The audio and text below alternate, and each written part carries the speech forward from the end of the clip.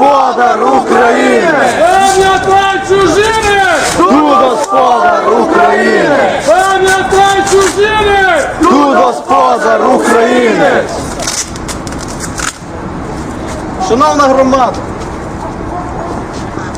перш за все хочу спитати себе і кожного з вас. І нехай це питання собі задасть кожен. Ми боремося за Україну незалежну, не маючи навіть рідної прабатьківської церкви на належному рівні.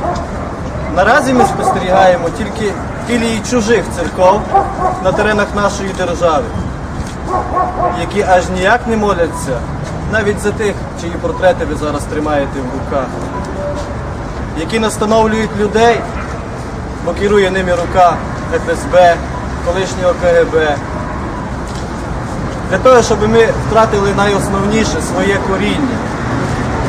Тому що як ми хочемо здобути правову державу, не маючи української церкви, а натомість у храмах сидять сепаратисти, які моляться і освячують зброю, якою вбивають наших побратимів.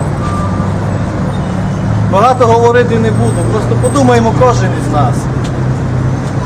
Коли ми будемо мати одну церкву, українську церкву, тоді в нас буде в єдності один народ, одна держава і одна мова. Тож, пам'ятай чужини! Тут господар України! Пам'ятай усе!